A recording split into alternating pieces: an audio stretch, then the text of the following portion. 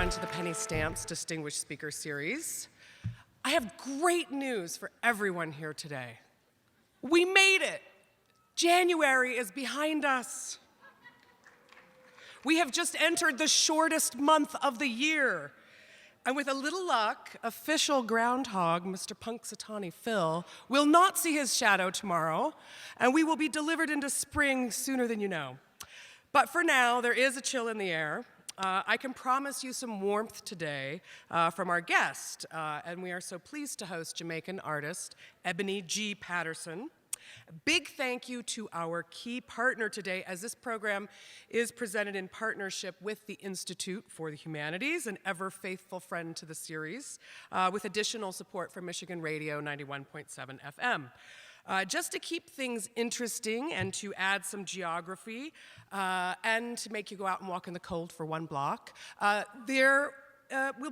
today's event is a progressive event. So following the talk here on stage, we will not have our normal Q&A. Instead, we will reconvene at the Institute for Humanities Gallery, which is just up the street and around the corner on Thayer, the corner of Thayer and Washington.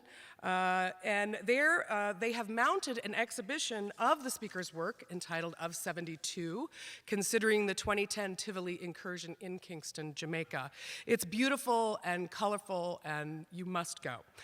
We love this opportunity to offer a deeper engagement, and big kudos to Amanda Krugliak, the Institute's ardent curator, for her work. In light of the exhibition, as I said, there won't be a regular Q&A. Join us there. And two quick announcements. Tomorrow at noon at the Ann Arbor District Library, one of our WIT visiting artists, Paul Mavrides, cartoonist, painter, and member of Zap Comics, will be giving a talk at the library at noon. That's free, as all our events are. And then next week, we have another special event before we convene back here on Thursday, and that will be on Wednesday evening at 5:30 p.m. at Rackham Auditorium in the big auditorium. We will host Joseph Keckler, who has been on this stage here before and is also one of our Stamp School alums. He's just published a book. He'll be performing and reading from his new book. Again, 5:30 on Wednesday at Rackham Auditorium. Please do remember to turn off your cell phones. And welcome Institute for Humanities curator Amanda Krugliak for a little background on our artist.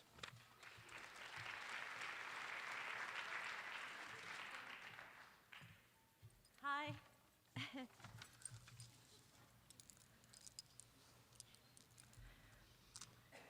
Ebony Patterson was born in Kingston, Jamaica in 1981. She began her first studies there at Edna Manley College of Visual and Performing Arts, and then studied at Sam Fox School of Design and Visual Arts at Washington University in St. Louis.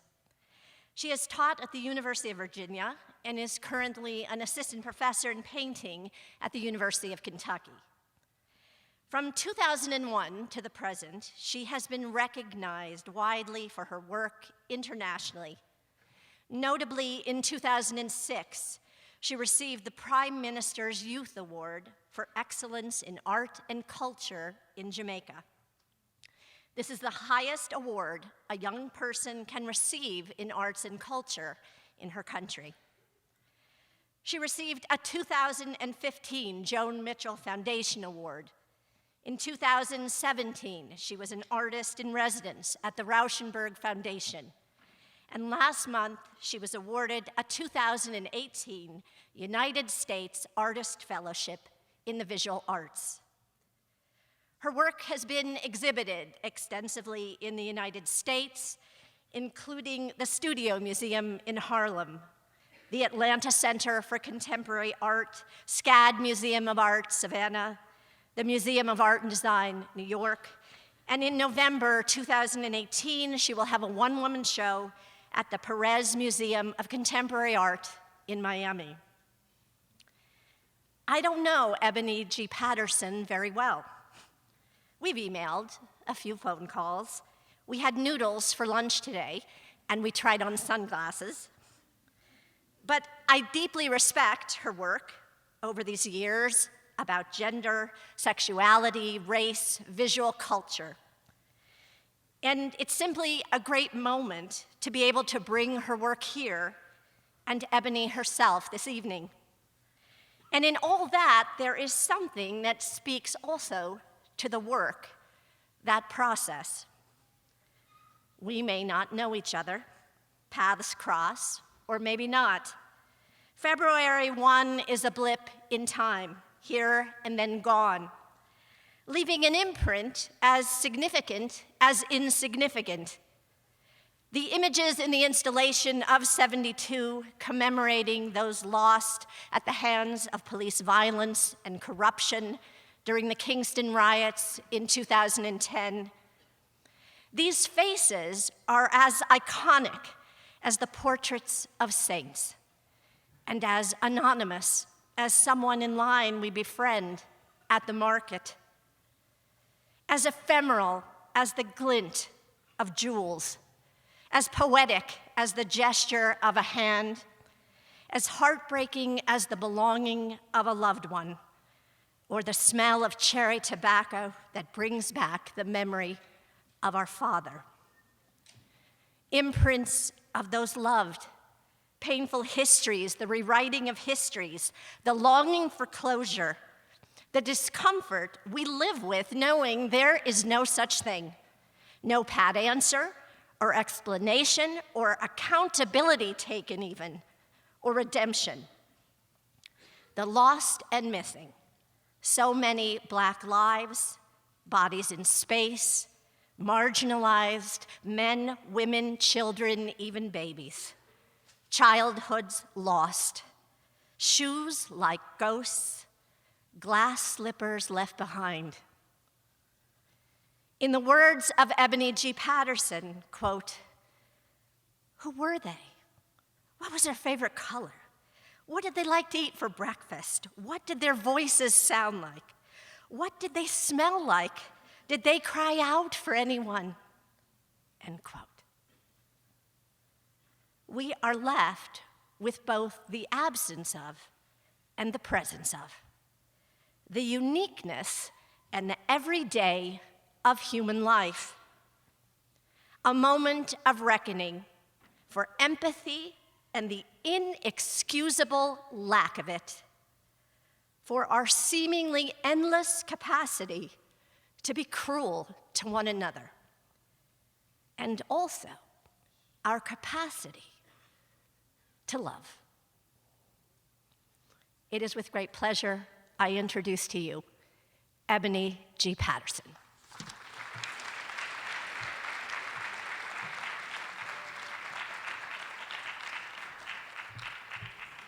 Thank you so much, Amanda. That was really moving. Also, I'd like to thank the Institute of Humanities and Penny Stamps for having me here. Good night, everyone. So first off, I always get asked, what does the G mean in the middle of my name? And so I say it stands for gangster. But my mother would say it stands for grace, God's richest blessings. These are my parents, Oscar Zephaniah Patterson, and my mother, Thelma Verona Ferguson. When I told my parents that I wanted to be an artist, my mother exclaimed, "You will never make any money until you die." I also said I wanted to be a part-time singer, and at the time, Mariah Carey was the bee's knees, and she said, "You think you're gonna be the next Mariah Carey?" This is a picture with me and my father. I feel that a lot of so much of my voice was cultivated, of course, because of these two people. My father was quoted as saying to my mother when I would argue back with her as a child, "Allow her to express herself. Don't tell her to shut up." And this is a picture with me and my mother. I think in this picture I'm probably about 2 or so, and in the earlier one I was probably just 1 year or so. I did this little painting when I was 8. So I always knew I was going to be an artist. I'd made up my mind a long time ago. And like all children, my ideas about what I wanted to do with my life, there was always an additive. So I was going to be an artist and this. But I always wanted to be an artist. And so in many ways, I'm living a childhood dream. My parents both grew up in deep rural poverty and had no idea about what it meant to be an artist. And so in many ways, they dared to allow me to follow my dream, even though they didn't understand what that meant or what that would mean. In 2010, I lost one of my rocks, my father, my daddy. And this shifted a lot of my practice significantly. It was also the first time I started to talk about death in my work. So up to this point, a lot of my work had to deal with ideas primarily around fashion and bling culture. But I think after my dad had died, it shifted a lot of the undercurrents within the work and looking more actively at dress as a kind of political response for those who are invisible. In 2010, I took a photograph, or I staged a photographic moment to try to commemorate or to begin to process the passing of my father. This work is called Dead Daddy.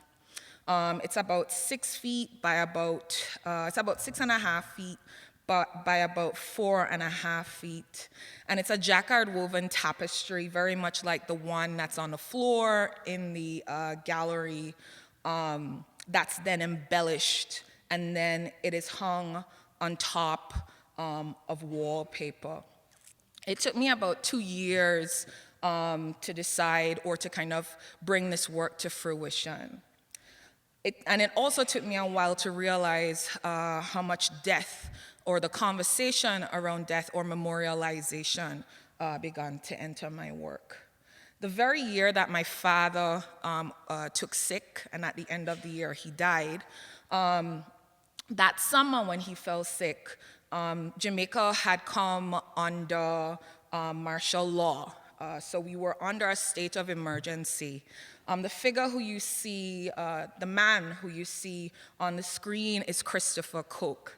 And Christopher Coke was a kind of informal political figure that was being sought for extradition to the US to face gun and drug charges.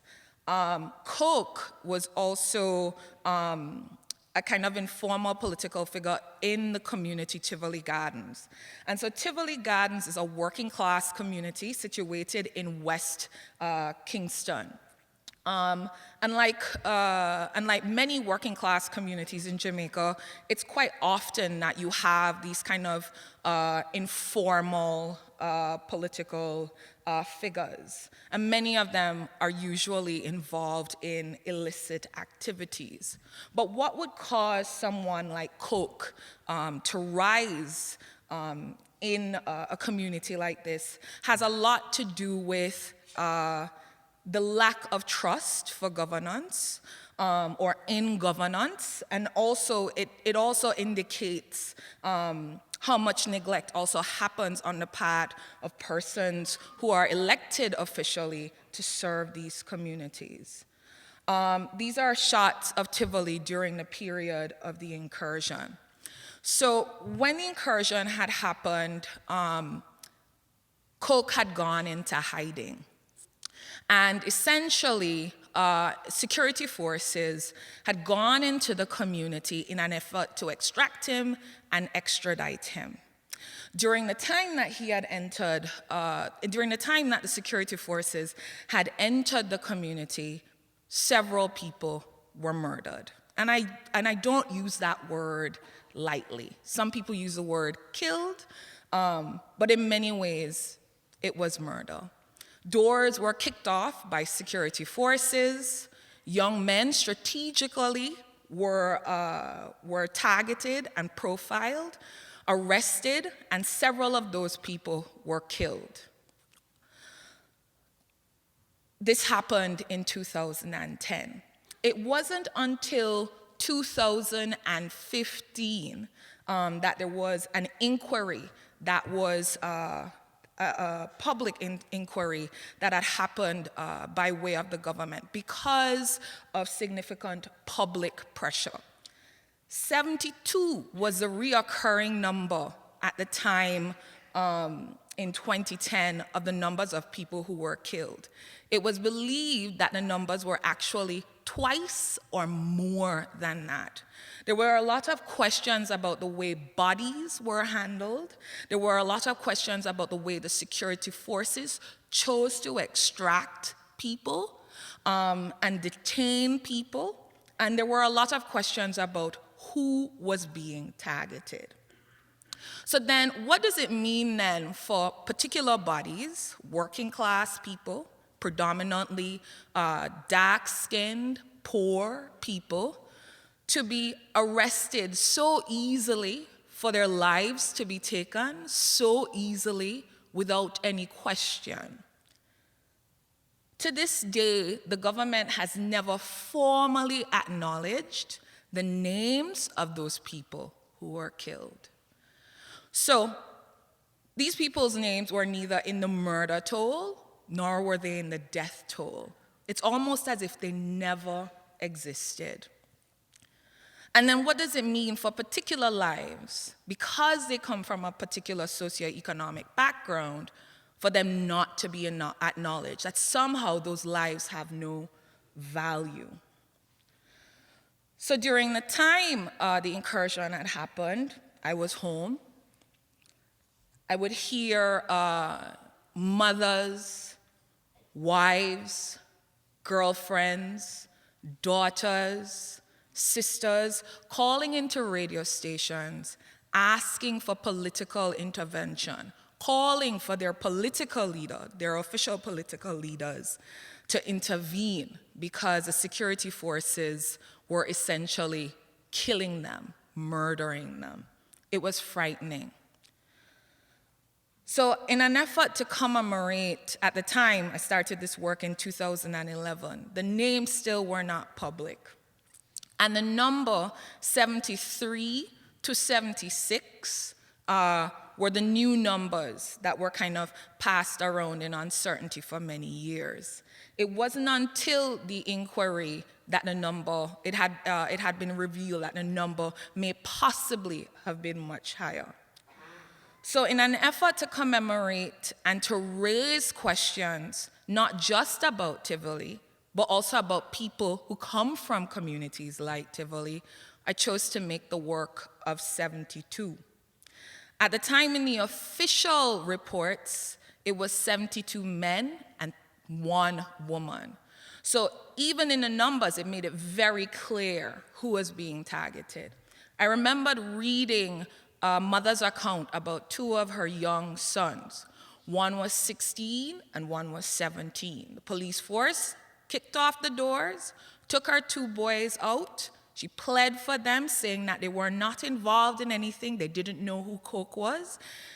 They carried them up the road. Shots were fired. The eldest of the 2 ran past his mother, saying, "Mommy, they just killed his brother's name," and then the police cut him down in front of his mother. So for your life to have so little value and to be seen as so little simply because of where you are born is deeply unsettling. And so I chose to make this work not just to memorialize this occasion or this moment in our history, but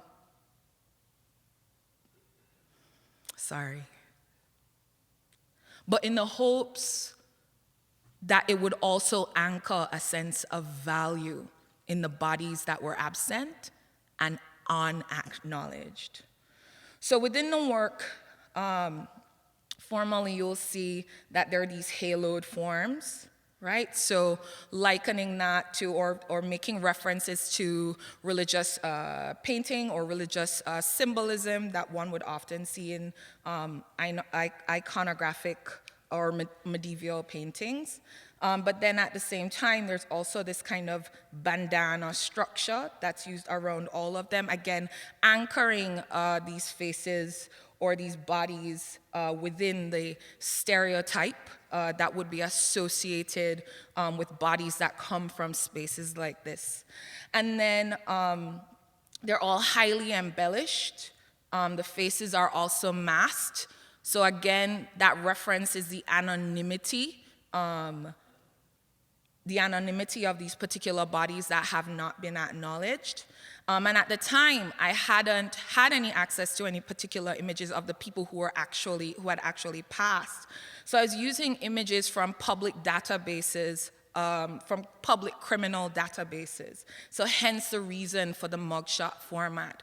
So again, using all of the stereotypes associated with the way poor bodies or poor black bodies or just black bodies are often seen or understood in public space. Hold on, wait, right. So there's this poem called Brief Lives that I was introduced to as I started to develop another body of work. And the poem was written by a Jamaican poet, Olive Sr. And it says, gardening in the tropics, you never know what you'll turn up, quite often bones. In some places, they say when volcanoes erupt, they spew out dense and monumental as stones, the skulls of the desaparecidos, the disappeared ones. Mine is only a kitchen garden, so I unearth just occasional skeletons. The latest was of a young man from the country who lost his way and crossed the invisible boundary into a rival political territory. I buried him again so he can carry on growing. Our cemeteries are thriving too. The latest addition was a drug baron who had this stunning funeral complete with 21 gun salute and attended by everyone, especially the young girls, famed for the vivacity of their dress, their short skirts, and even briefer lives. One of the things that I thought was really interesting about about Senior's poem is the fact that there is this moment where two social classes kind of collide. So gardening is a very middle class or kind of upper class activity. It's a kitchen garden, so we understand that this is a garden that might be quite modest. There's a second moment that happens where she talks about this young man who clearly comes from another social class. And out of reverence for his life, she buries him again so he can carry on growing. The fact that she recognizes, the character in the poem recognizes that this boy's life, this young man's life, has value. Even in death, there is this possibility that his life will add to her modest garden, or that it may spawn new possibilities. So in Jamaica, there's been a growing tradition called a bling funeral. This is an academic term. But a bling funeral essentially is the fusion of traditional funerary practices and dance, or not dance, but popular cultural aesthetics. So a bling funeral typically happens in a working class community. So if in the community there is a community marching band, one may hire the marching band to play at the funeral. Another thing that they may also do, if there's no community marching band, they may hire a music truck that may play popular music of the time or songs that were a favorite to the deceased. Another thing that also happens in a bling funeral is that they're usually customized coffins. In this image here is a coffin and the deceased Bogle, who was the godfather of street dance. And if the family of this deceased also has a lot of money or they have extra money, they may hire or build a chariot that will parade the coffin from one point to another, whether it be from the church to the graveyard. In the case of Bogle, he had 2 coffins. One coffin, which was a glass coffin, for 2 weeks had toured to several parties throughout a couple of working class communities so people could pay homage. And then here's another image with women carrying another customized coffin. But what is really interesting about a bling funeral, and thinking about the context that a bling funeral happens in, a bling funeral happens because someone recognizes or believes that in the life that they had lived, they were not acknowledged or value was not attributed to them. I remember reading an interview that Donna Hope Marquis had done with a woman who was slowly paying down on a coffin at a very popular funeral home in Kingston. She had said, "No one may have noticed me when I was alive, but they will damn well notice me before I leave," right? So she recognizes that because of her social station, she has no visibility. But through this funeral, through her last exit, she's going to make sure that she is acknowledged. So one of the reoccurring themes that I've been exploring within my work has a lot to do with ideas around visibility and invisibility. And one of the things that's really interesting to me about a bling funeral is how the funeral is used as a political tool to say, I am here or I was here. So thinking back to the fact that there's a marching band, there may be a music truck, so there's a musical procession that leads the funeral. In many ways, we're looking at the structure of a state funeral, right? Something that we would associate with somebody who's a dignitary, some state figure. But here it is, we have people who are typically from working class communities using the same kind of model as a way of saying, I was here, and I mattered while I was here. And the other thing that this also looks a lot like, too, is when you think about a second-line funeral, it has similar attributes. In 2014, I had staged an intervention in the Jamaica Carnival. The Jamaica Carnival is an incredibly, Carnival has never been something that's really a part of Jamaica's culture. We have had traditions of masquerade, like John Canoe, which developed during the period of slavery, but Carnival was never something that was really a part of our culture. The Carnival had started in the late 80s, early 90s, and it is an adaptation of Trinidadian Carnival. Carnival has always typically been, structurally or historically, has always been an act of protest. Unfortunately, in Jamaica, we have not found a way to integrate our cultural traditions of masquerade into this kind of foreign structure that we've taken on. The other thing that's also interesting to me about the carnival is where the carnival happens, what kinds of bodies are allowed to participate in the carnival, and how the carnival operates structurally. So the carnival usually happens within middle class or upper class, the upper class section of Kingston. And the bodies that participate in the carnival are usually the same bodies that come from those spaces. All of the costumes are usually priced out in US, and in a developing economy, currently our exchange rate is 126 to 1. That then makes it even clearer what bodies are participating in that, who is in and who is out. There are also moving barriers around the carnival, which also makes a very clear distinction about who's allowed in and who is not allowed to participate.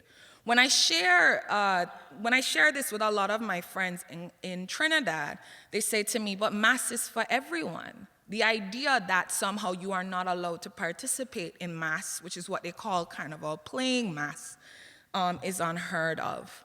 So during the carnival, I collaborated with a number of students at the Edna Manley College. And in thinking about the Of 72 project, I had always wanted to make coffins for everybody. The project was also supported, was also a part of a project called En Masse or En Masse, which was investigating carnival and masquerade practices practices by artists within the Caribbean. And that was curated by Krista Thompson and Claire Tankons. So for this project, 8 artists from the region were invited to stage a performative moment during their island's carnival, and I chose to stage this intervention called Invisible Presence.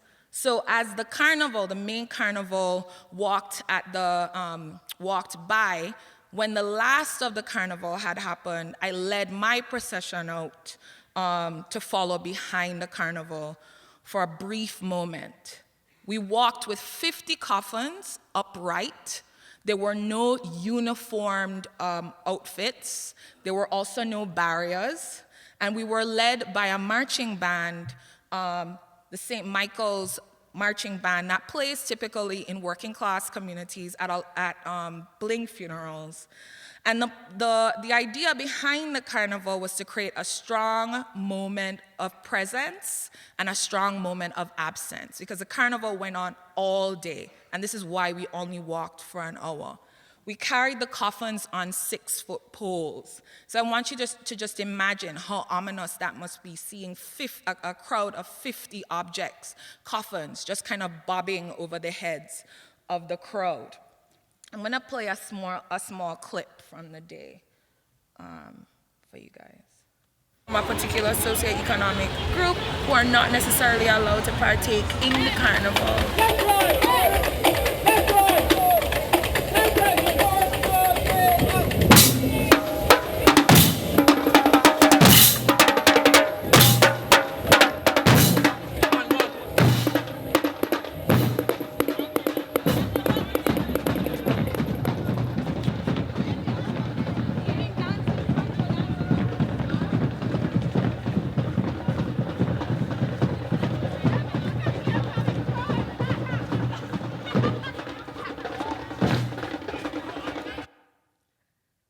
So as we walked for this brief moment through the carnival, people who were walking ahead of us started looking back, going, what's that?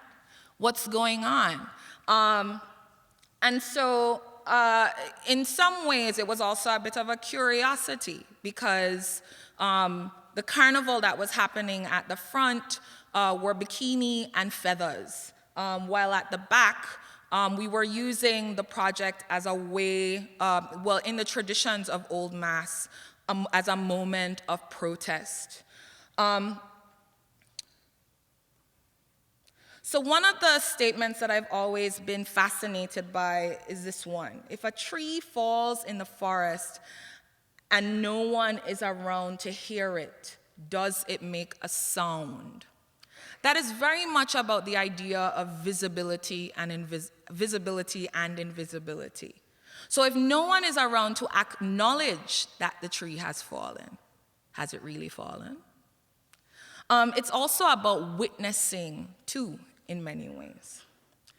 So around this time, I was also collecting, for some time I've been collecting a number of images that were shared online of people who had died violently, particularly through social media. I remember a friend of mine had shared an image, or actually as his DP pic, had an image of a young boy who was murdered in a tenement. And the image was actually of the child's bullet-riddled body. And I asked him, what are you doing? How could you have this image of this person up as your profile picture? What if this was your nephew, your brother, your own son? And he said he didn't even think about it like that. So social media, in many ways, is a kind of level playing ground, in the sense that it gives everyday people the opportunity to be visible and to compose their visibility, to compose the way they want to be seen, or how they should, or how they want to be seen. But what happens then when those same bodies that are being shared are not able to decide that? What does it also mean to depict bodies that have been violated, bodies that are often continually up for consumption, to be shared, clicked on, liked, commented on, as if they were objects? And so one of the things that I was really interested in was how, in many ways, social media, or the media generally, kind of flattens our relationship with photographs. So the image, or what we see within the image now, becomes an object. It is no longer a person. And so I made several works in response to these images. So one of the reasons that I often use the kinds of materials that I use, that's the patterning, the glitter, the bling, is a way of seducing the viewer into looking at the surface. So at the beginning, one may think that the surface or the imagery is incredibly pretty. But as one begins to look closer, one realizes that what is within the trappings of the beauty is deeply unsettling. So after making these wall-based paintings, I didn't really talk about them, which are from the Blade series, I decided that I would stage a number of photo shoots and then create works that would sit on the floor. Again, referencing, or in some ways referencing, the way one would experience bodies if they had fallen. So the floor-based works, in many ways, is not just about the imagery, but is also about the audience engaging those images.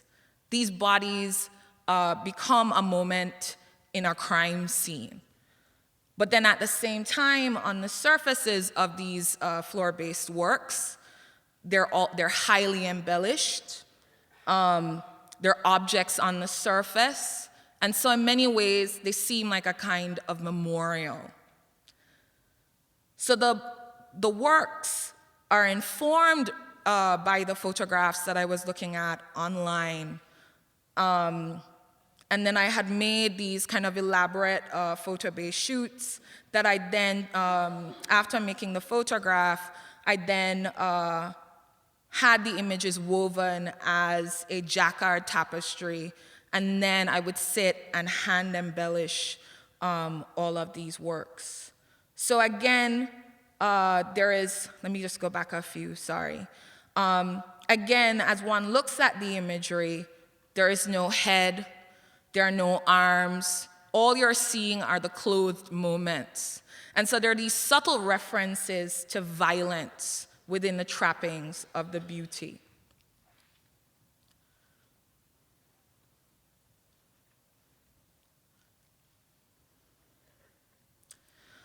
This particular work is sitting in the gallery. I call it "And Babies Too." I've always liked the title of the work done by the Art Workers Coalition in response to the Malay massacre during the Vietnam War, which was done in 1969. During my sabbatical period, about 2 or so years, in 2015, for the first 6 months of that year, I spent it at home. But during the 6 months, 18 children were murdered. Of these 18 children, 9 were boys and 9 were girls. The girls were often, and half of the number of girls were pregnant. Several of these girls were in, well, I don't like to use the word relationship in this case, but they were involved. They had, this is not the word I like to use either. Let me find the right word.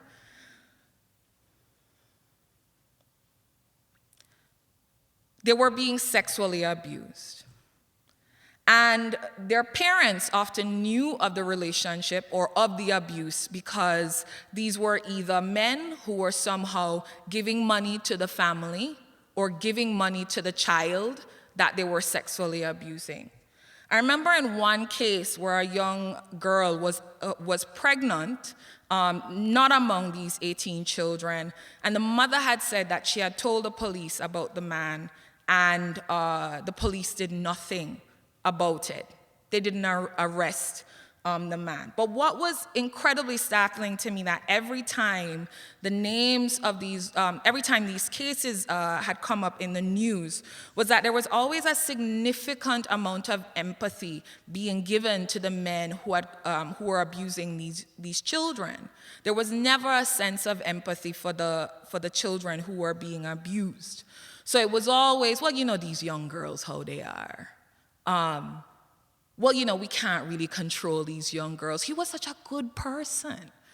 And so it's always very startling to me to hear these conversations and to think about these dialogues around these young bodies that were victims, that somehow they had participated in their own victimization. Whatever had happened to them was their own fault, their own doing, and not the perpetrator. So I made a work. I had been invited by Tyler School of Art to imagine a project that I'd always wanted to do. And so during the time I was there, I made a work that kind of commemorated these 18 bodies during the 6 months that I was home. And so this is also in the gallery, so you'll see this later on this evening. So there are 18 pairs of shoes that represent each young child. And then on top of that is a tapestry. And the imagery in the tapestry are all things that we would associate with childhood. So toys, tricycles, candy, and it's also incredibly colorful. But there's something really ghostly about seeing an object that requires the activation of a body kind of just being thrown on top of the surface. I find shoes incredibly haunting. There's something about that being left behind, always wondering who once wore them, what life did they have?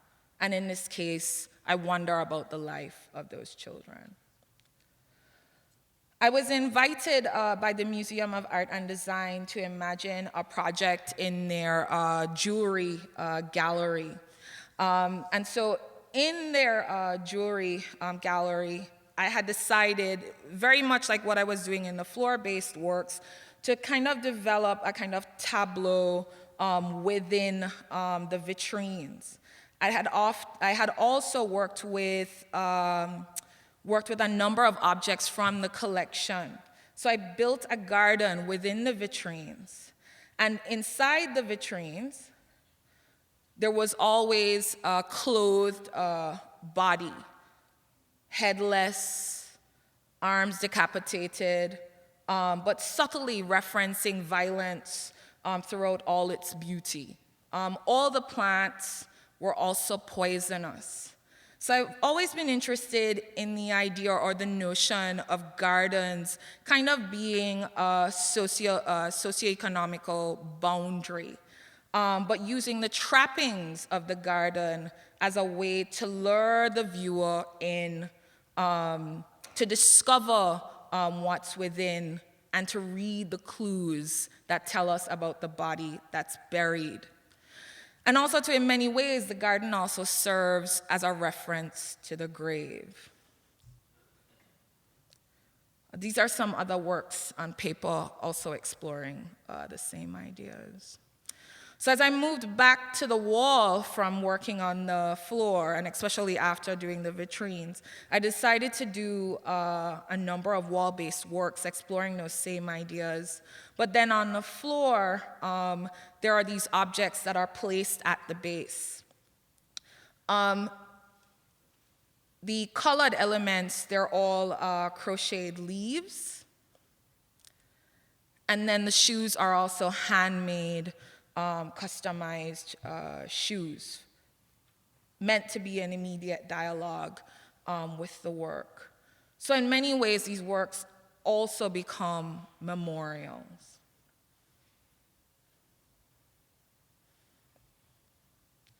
In 2016, I was invited to do a show at the Studio Museum in their project space. And so the title of the show was called When We Grow Up, or When They Grow Up, sorry, ... And so I had kind of thought about the idea, or thought about going back again to the 18 children who were murdered during the time I was home, the way that young Black bodies were often discussed in media. So for example, in the case of the US, when we think about the cases around Tamir Rice, for example, or we think about Trayvon Martin, the language that is often hung on these young bodies is always associated with adulthood. So I give you another example.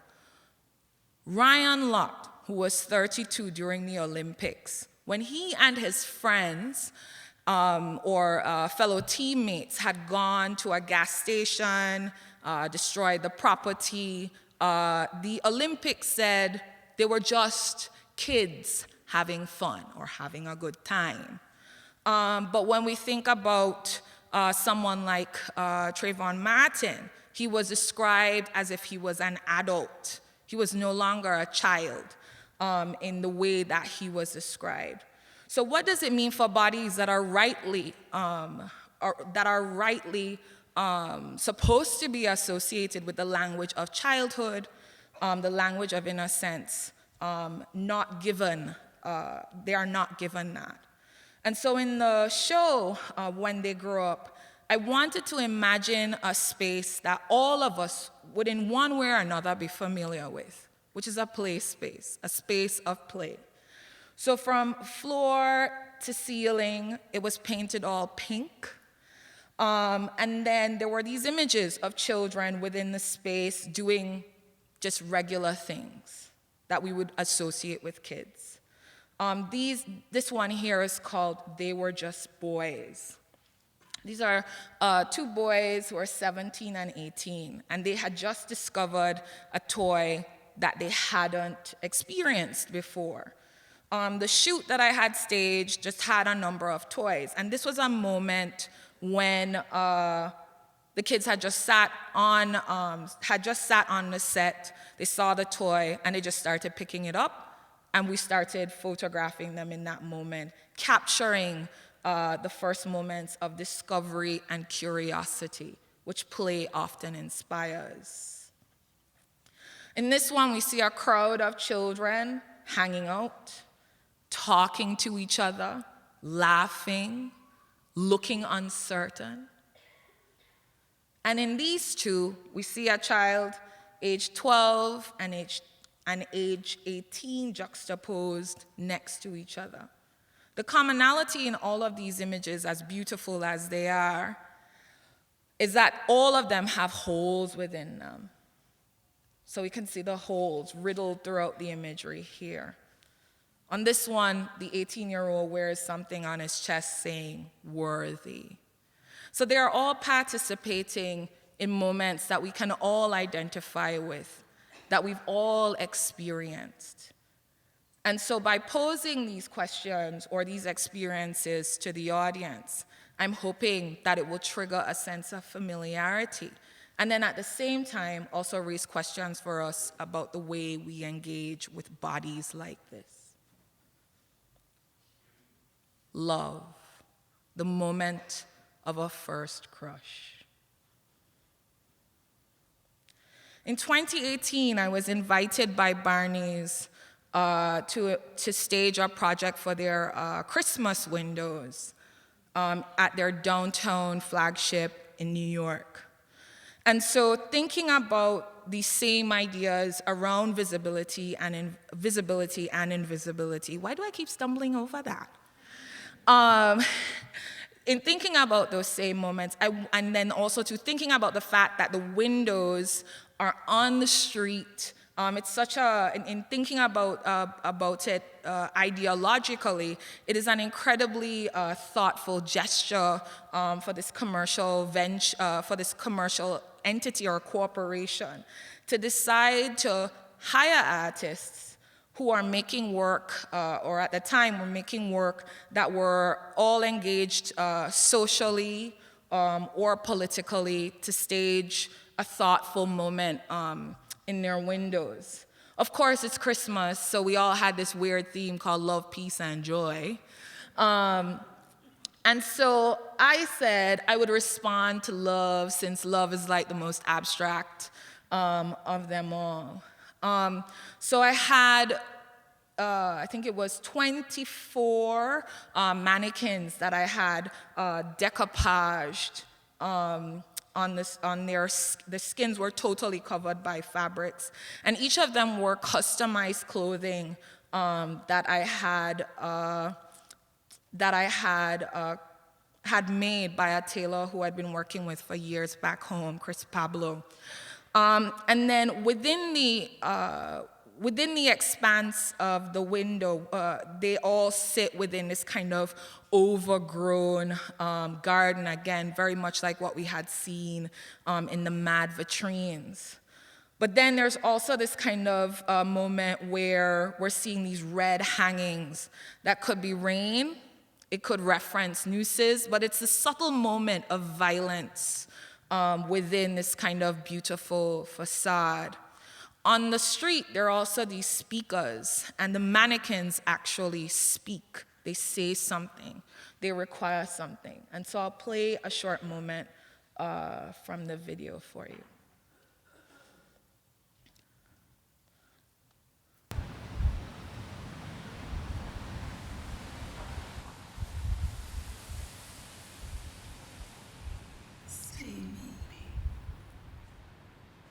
See me.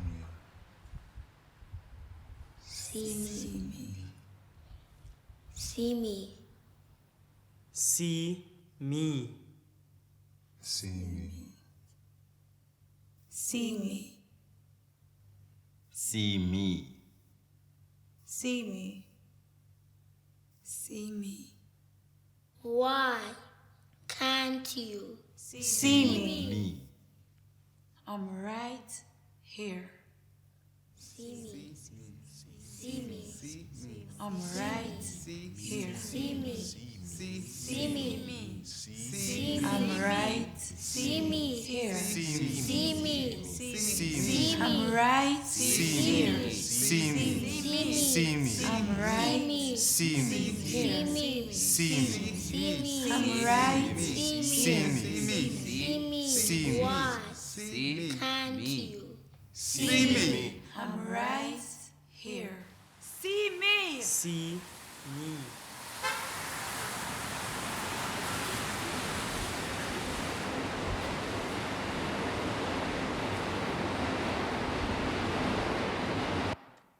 All right.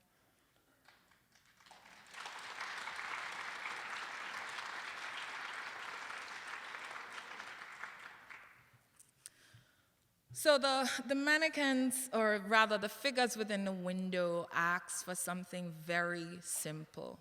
They ask for acknowledgement. And so in many ways, that is what I attempt to do, or what I've been attempting to do,